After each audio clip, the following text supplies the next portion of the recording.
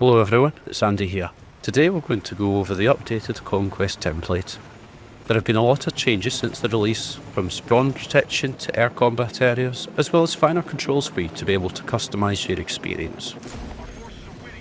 We will go over how you can get a copy, how to make changes to the setup, and also how to add Conquest to any map. There will be timestamps included if you want to skip parts of this tutorial. In the description, there will be a link that will take you to the experience page at bfportal.gg, which contains the latest information and a link to download the template package. From here, you can scroll down to the edit button, which will take you to the template, and from there you can save a copy. In some instances, you may see just a single rule. Don't worry, this appears to be a bug at the moment. If this happens, I have included a copy of the code in the template package. We'll cover this in a moment. When you take a copy, check the map rotation section. If the spatial files are missing or show as the default start, then you will find a copy of these in the download package. Next, let's download the package for the template. This includes the exported maps, the Godot spatial files, and a copy of the block code and the README. If you're missing the blocks or the maps, then extract the exported maps and the portal blocks folders. Now in the block editor, you can click on the Import Workspace button and browse to the Portal Blocks folder and select the JSON file. Once imported, you will now see the blocks. If you are missing the maps, you can go to the map rotation screen, ensure that Include Default Spatial Data is unticked. If there is instead a starting file attached, click on Delete and then click on the Attach button and browse to the exported maps folder and attach the related map file. Make sure to save these changes.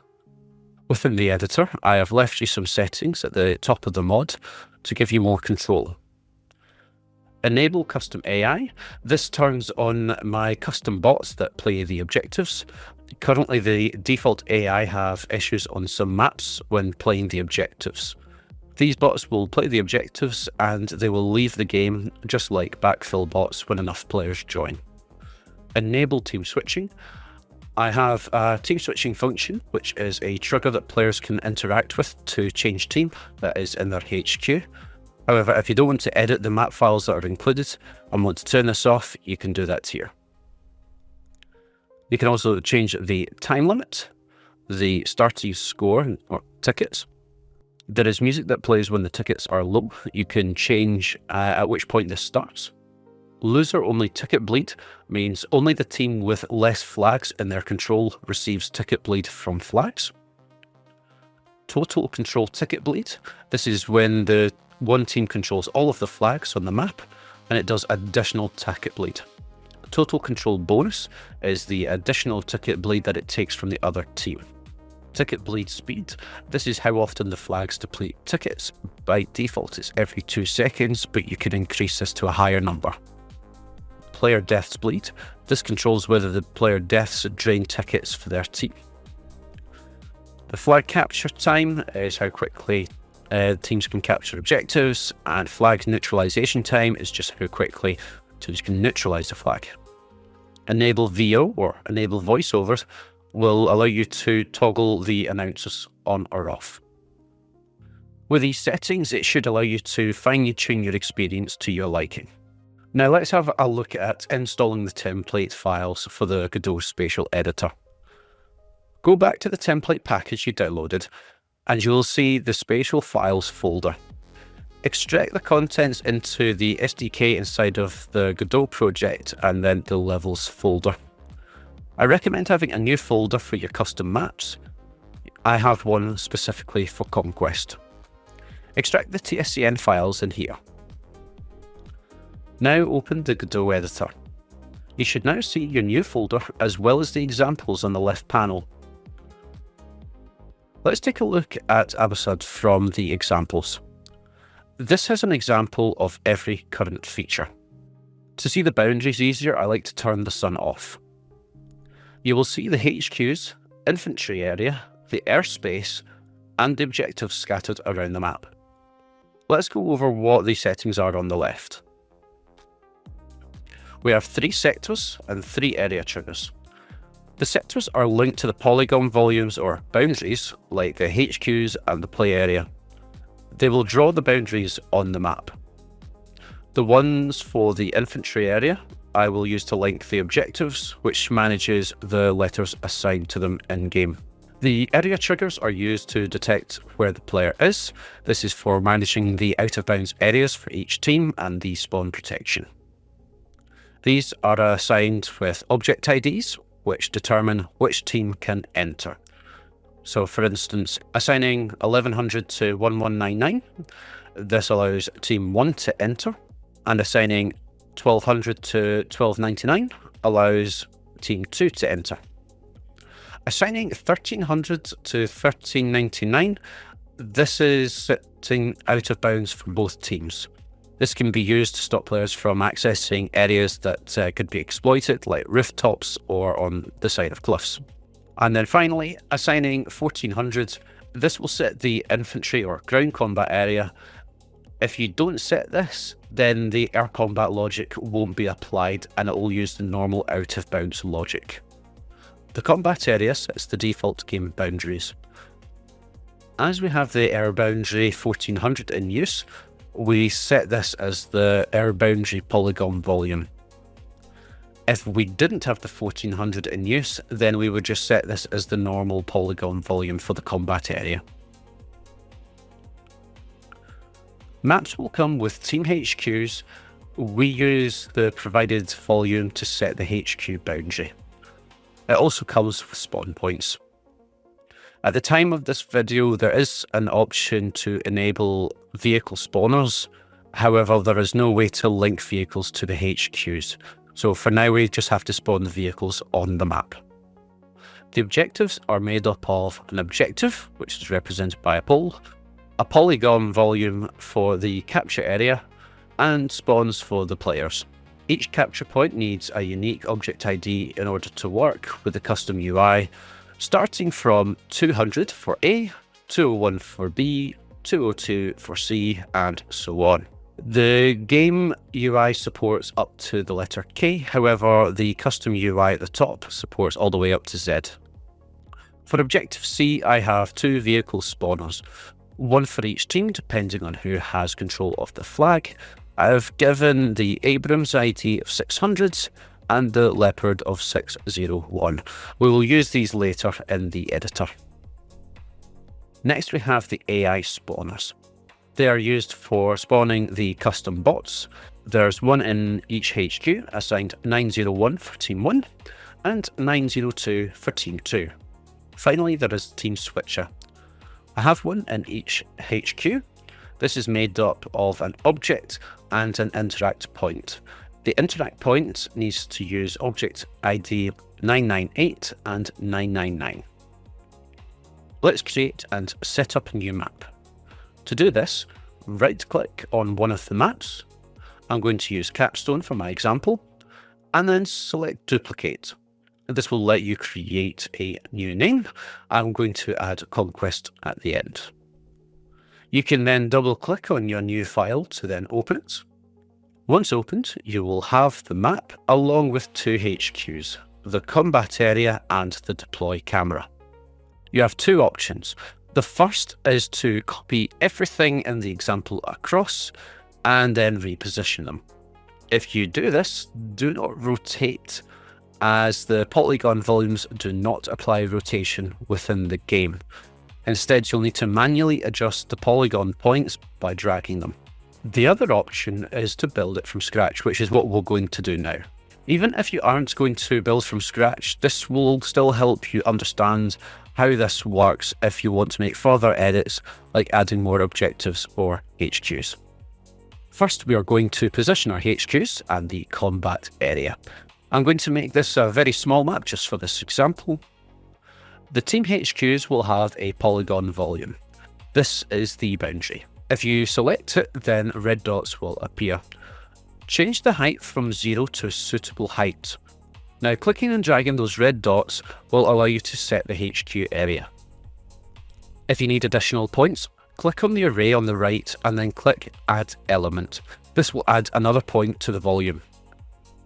Once you have set up the area, make sure it's completely touching the floor or just under it.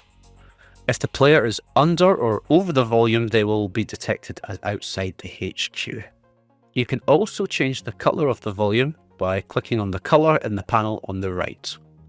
Do the same with the combat area and make sure it overlaps slightly with the HQs.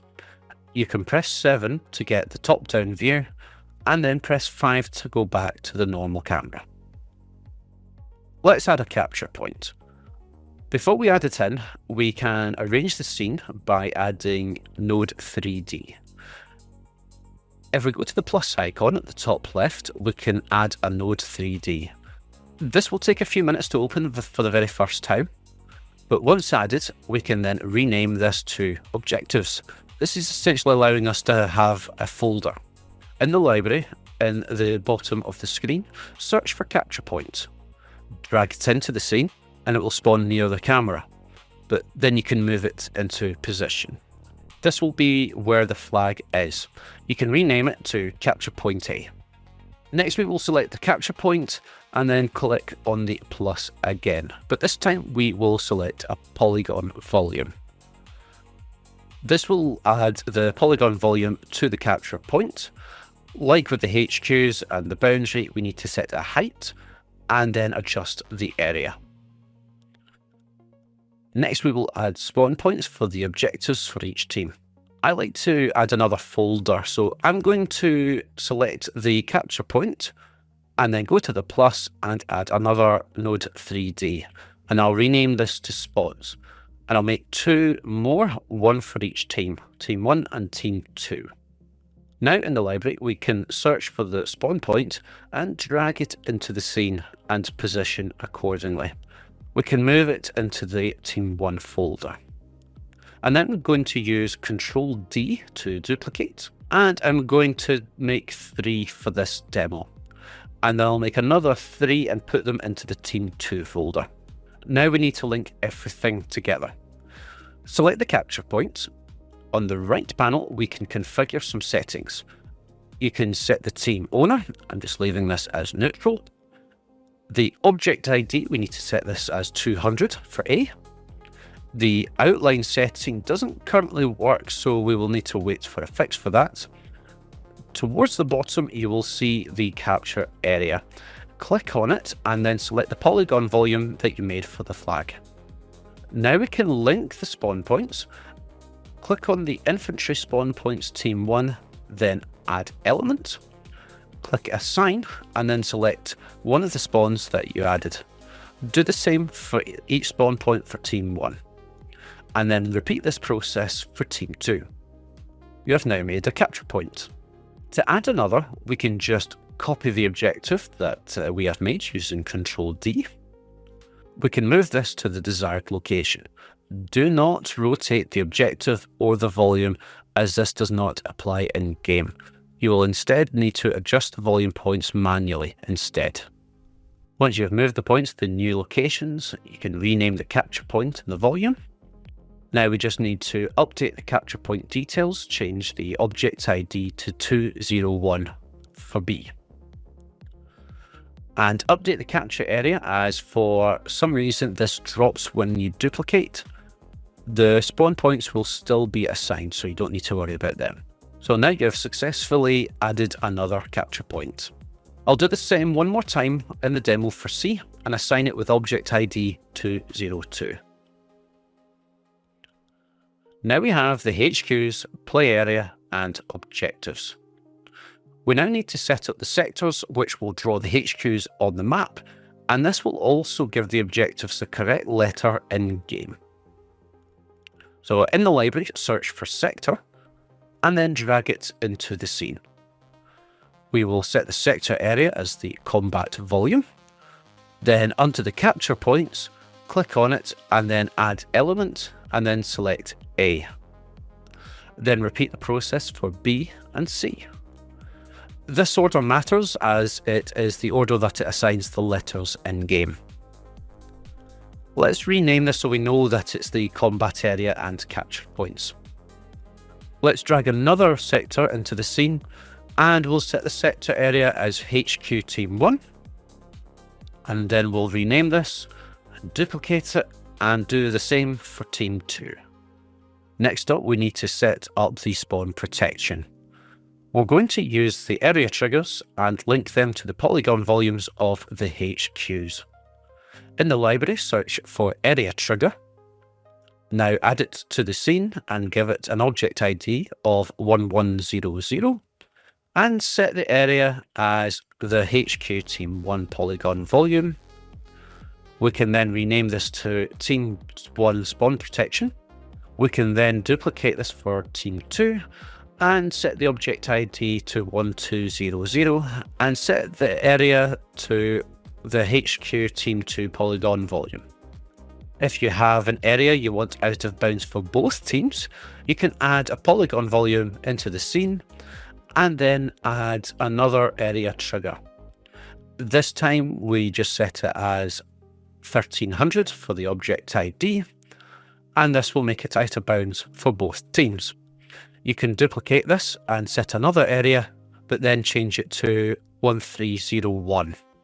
Now we have our play area ready and set up. However, if you want to have an airspace added, then we need to add another area trigger to define the ground area. To do this, add an area trigger to the scene and give it an object ID of 1400, and then set the area as the combat volume. Now we need to add a new polygon volume to the scene for the airspace and just rename it to airspace, and then set the desired layout. This does not need a height, however, it can help you visualize the area. Now select the combat area and change the combat volume target to the airspace. It's worth noting that the larger that you make the play area or the airspace, the longer it will take to load and open your map. To add vehicles to the map, we have two methods. The first is the HQ vehicles spawned on the map. The second is vehicles that spawn when a specific team captures an objective. For the HQ vehicles, add a vehicle spawner from the library and place it in the HQ. To check which direction it is facing, you can click on the Use Local Space toggle at the top of the screen. When this is enabled, you can then use the blue arrow to tell which direction it is facing. Once positioned, you can then use the inspector on the right to choose the vehicle type. Also remember to turn on the P auto spawn enabled, otherwise the vehicles will not spawn. You can also set the default respawn time. I recommend not leaving this at 0, as vehicles that are destroyed on the spot will then damage the next vehicle spawning in, and this can get stuck in an explosive loop. You can use Ctrl D to make copies, and then just change the vehicle type to your liking. To link vehicles to objectives, you can add another vehicle spawner.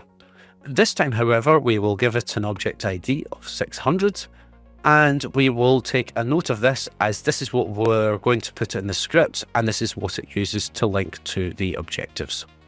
Choose the vehicle type, in this case an Abrams, and then we will leave the P auto spawn enabled off, and this is so that the script will only spawn it when the objective is captured. We can duplicate this and set the object ID as 601, and then we can set the vehicle to a Leopard tank instead. This way we can have the Abrams for Team 1 and then the Leopard for Team 2. For the custom AI to spawn, we need to add an AI spawner for each team in their HQ. In the library, search for AI spawner and drag it into the scene and place it in the Team 1 HQ. Give it an object ID of 901 and we can rename it with Team 1. Now you can duplicate it and move it to the Team 2 HQ and then set it with an object ID of 902. Optionally, if you would like to add the team switcher, you can add this by using an interact point. To make it stand out, I use the mannequin from the firing range, which is available on all maps. However, you can use whatever objects you like. Add your object to the Team 1 HQ. Now add an interact point into the scene where you would like the button prompt to appear. Now give it an object ID of 998. You can duplicate these and put them in the Team 2 HQ, and then update the interact point with ObjID 999.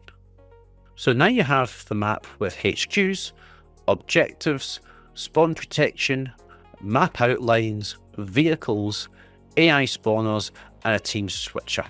Once you're happy with everything, you can then export the experience by clicking on Export Current Level. Now let's go back into the portal site, and from here we can go into the map rotation, and we can upload your spatial file, which will be found in the exported folder in your Godot installation. If you're going to be linking vehicle spawns with objectives, go into the rules editor, go to the right, and you'll see an orange subroutine named Objective Vehicle Spawn.